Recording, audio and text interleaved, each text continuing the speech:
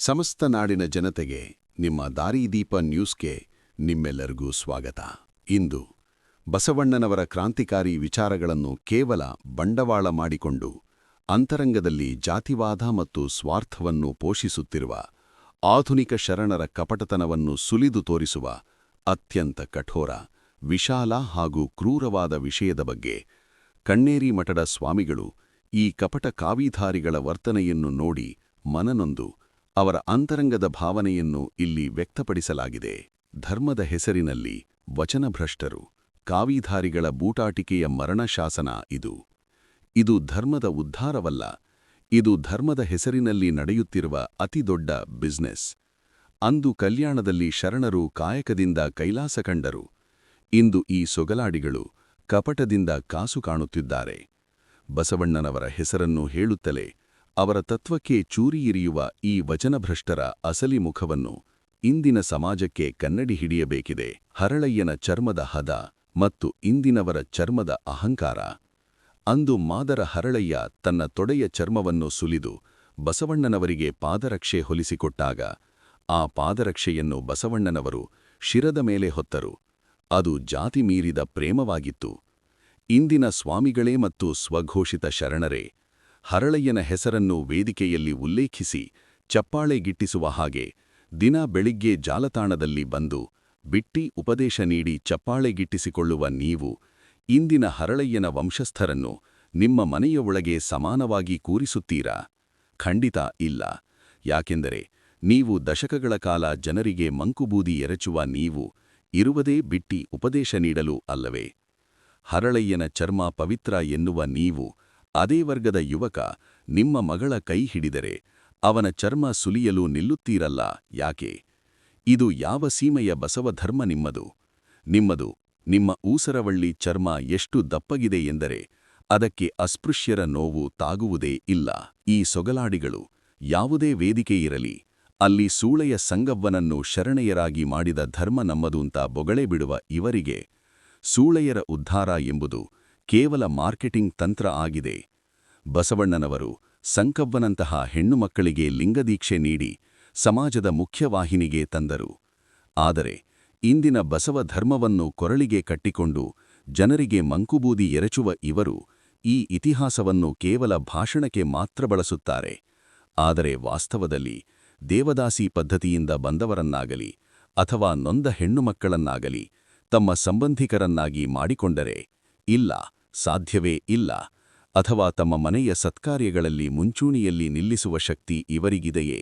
ಇಲ್ಲವೇ ಇಲ್ಲ.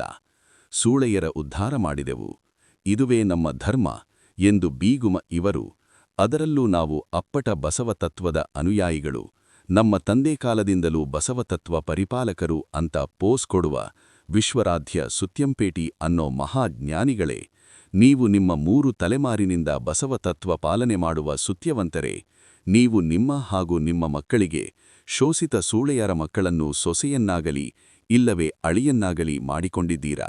ಅಥವಾ ಮುಗ್ಧ ಜನರಿಗೆ ಬಿಟ್ಟಿ ಉಪದೇಶ ಕೊಡುವುದೇ ನಿಮ್ಮ ಕಾಯಕನ? ಒಂದು ವೇಳೆ ಮಾಡಿಕೊಂಡಿದ್ದರೆ ಸಮಾಜಕ್ಕೆ ತಿಳಿಸಿ, ಸಮಾಜ ಕೇಳುತ್ತಿದೆ. ಇಲ್ಲವಾದರೆ ಇನ್ನು ನಿಮ್ಮ ಭಂಡತನ ಬಿಟ್ಟು ಇನ್ನೊಬ್ಬರಿಗೆ ಬುದ್ಧಿ ಹೇಳಬೇಡಿ. ಅಂತರಂಗದಲ್ಲಿ ಮಹಿಳಾ ವಿರೋಧಿಗಳಾಗಿ ಬಿಟ್ಟಿ ಪ್ರಚಾರದ ಲಾಲಸೆಯಲ್ಲಿ ಮುಳುಗಿದ್ದಾರೆ ಇವರು. ಇವರ ನಡೆ ಇದು ಹೆಣ್ಣು ಕುಲಕ್ಕೆ ಮಾಡುತ್ತಿರುವ ದ್ರೋಹ ಅಲ್ಲವೇ?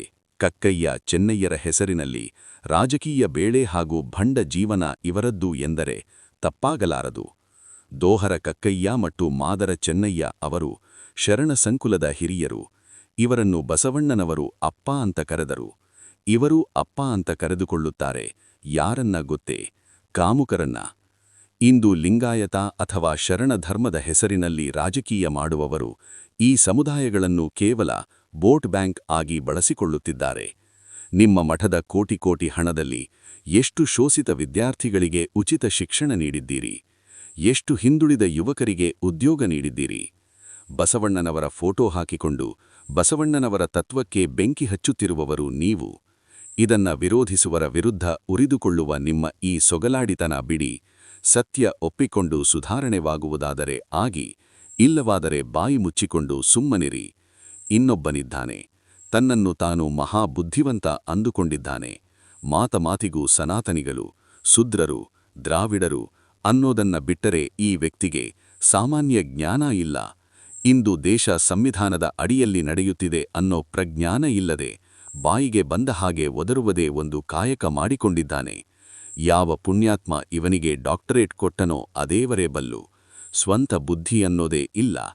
ಯಾರೋ ತಿರಬೋಕಿಗಳು ಬರೆದ ಪುಸ್ತಕ ಹಿಡಿದು ಬರೀ ಸುಳ್ಳನ್ನೇ ಹೇಳುತ್ತಾ ನಾನು ಸತ್ಯ ಪ್ರತಿಪಾದಕ ಅನ್ನೋ ಮಹಾ ಸುಳ್ಳುಗಾರ ಈ ವ್ಯಕ್ತಿ.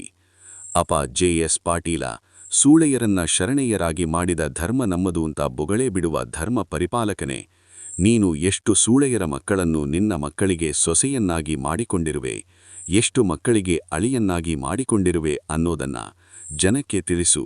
ಸುಮ್ಮನೆ ನಿಮ್ಮ ತೆವಲಿಗೆ ನಾನು ಬಸವ ಧರ್ಮದ ಪರಿಪಾಲಕ, ನಮ್ಮ ಧರ್ಮ ಬಸವ ಧರ್ಮ ಅಂತ ಬೀದಿಗೆ ಬಂದು ಬೊಗಳೋದು ಜನಕ್ಕೆ ಮಂಕುಬೂದಿ ಎರಚುವ ನೀಚ ಬುದ್ಧಿ ಬಿಡು. ನಿನ್ನಂಥ ಕಪಟಿ ಈ ಜಗತ್ತಿನಲ್ಲೇ ಇಲ್ಲ ಅನ್ನೋದು ಜನ ಅರಿತಿದ್ದಾರೆ. ನೀನು ಸಾಬೀತುಪಡಿಸಿದ್ದೀಯಾ ನಾನು ಬೊಗಳೆ ದಾಸಯ್ಯ ಅಂತ. ಇನ್ನಾದರೂ ಸತ್ಯ ಹೇಳುವುದನ್ನ ಕಲಿ. ಜನ ಜಾಗೃತರಾಗಿದ್ದಾರೆ. ನೀನು ಹೀಗೆ ಮುಂದುವರೆದರೆ ಜನ ನಿನ್ನ ಅಟ್ಟಾಡಿಸಿ ಹೊಡೆಯುವ ಕಾಲ ಹತ್ತಿರದಲ್ಲಿದೆ. ಕಾವಿ ಎಂಬುದು ಕಳ್ಳಾಟದ ಹೊದಗೆ. ರಾತೋರಾತ್ರಿ ಸಂಸಾರ ಬಿಟ್ಟೆವೆಂದು ಕಾವಿ ತೊಟ್ಟು ಬರುವ ಇವರಲ್ಲಿ ಅನೇಕರು ಕಾಮ ಮತ್ತು ಮೋಹದ ಬಲೆಯಲ್ಲಿ ಸಿಲುಕಿದ್ದಾರೆ. ಮಠದ ಆಸ್ತಿಗಾಗಿ ಕೊನೆ, ಸುಲಿಗೆ, ಲೈಂಗಿಕ ಹಗರಣಗಳಲ್ಲಿ ಸಿಲುಕಿರುವ ಈ ಆಧುನಿಕ ಶರಣರು ಯಾವ ಮುಖ ಇಟ್ಟುಕೊಂಡು ವಚನಗಳನ್ನು ಹೇಳುತ್ತಾರೆ ಆ ದೇವರೇ ಬಲ್ಲು. ಒಂದೆಡೆ ಶರಣರ ವಚನ, ಇನ್ನೊಂದೆಡೆ ಸ್ವಜಾತಿ ಪ್ರೇಮ, ಒಂದೆಡೆ ದಾಸೋಹದ ನಾಟಕ, ಇನ್ನೊಂದೆಡೆ ಅನಾಥರ ಭೂಮಿ ಕಬಳಿಕೆ. ದಾಸೋಹದ ಹೆಸರಿನಲ್ಲಿ ಹಗಲು ದರೋಡೆ ಬಸವ ಧರ್ಮ. ಇವರ ಬದುಕು ಬಸವಣ್ಣನವರು ಹೇಳಿದ ಕೊಲಬೇಡ ವಚನದ ಸಂಪೂರ್ಣ ದೇಶ ಉದ್ಧಾರ ಆಗೋದು ಗುಡಿಯಿಂದನೋ ಕೊಲ್ಲೂರು ಮೂಕಾಂಬಿಕೆಗೆ ಸೀರೆ ಉಡಿಸಿದ್ರೆ ದೇವರು ತೃಪ್ತಿ ಆಗ್ತಾಳಂತ. ಇವರ ಕಂಡು ಮರುಳಾಗಬೇಡಿ. ಇವರು ಬಸವಣ್ಣನವರ ವಂಶಸ್ಥರಲ್ಲ. ಇವರು ಕೇವಲ ಶಬ್ದಗಳ ವ್ಯಾಪಾರಿಗಳು. ಇವರು ಅಸ್ಪೃಶ್ಯರ ಹೆಸರನ್ನು ಉಸಿರಾಗಿಸಿಕೊಂಡು ಅವರನ್ನೇ ಹಸಿಯುವ ಗುಳ್ಳೆನರಿಗಳು. ಇಂದಿನ ಕಪಟ ಶರಣರ ಮನೆಯಲ್ಲಿ ಯಾವಾಗ ಒಬ್ಬ ಸೂಳೆಯ ಹಾಗೂ ಹಿಂದುಳಿದ ವರ್ಗದ ಅಳಿಯ ಅಥವಾ ಸೊಸೆ ಕಾಲಿಡುತ್ತಾರೋ ಅಂದು ಮಾತ್ರ ಇವರು ಬಸವಣ್ಣನ ಹೆಸರನ್ನು ಹೇಳಲು ಅರ್ಹರು. ಅಲ್ಲಿಯವರೆಗೆ ಇವರು ಧರ್ಮದ ಹೆಸರಿನಲ್ಲಿ ನಡೆಯುತ್ತಿರುವ ಸಾಂಸ್ಕೃತಿಕ ಭಯೋತ್ಪಾದಕರು ಅನ್ನೋದನ್ನ ಮರೆಯಬೇಡಿ. ಬಸವಣ್ಣನವರು ಹೇಳಿದ್ದು, ಲೋಕದ ಡೊಂಕ ನೀವೇಕೆ ತಿದ್ದುವಿರಿ, ನಿಮ್ಮ ತನುವ ತಿದ್ದಿಕೊಳ್ಳಿ.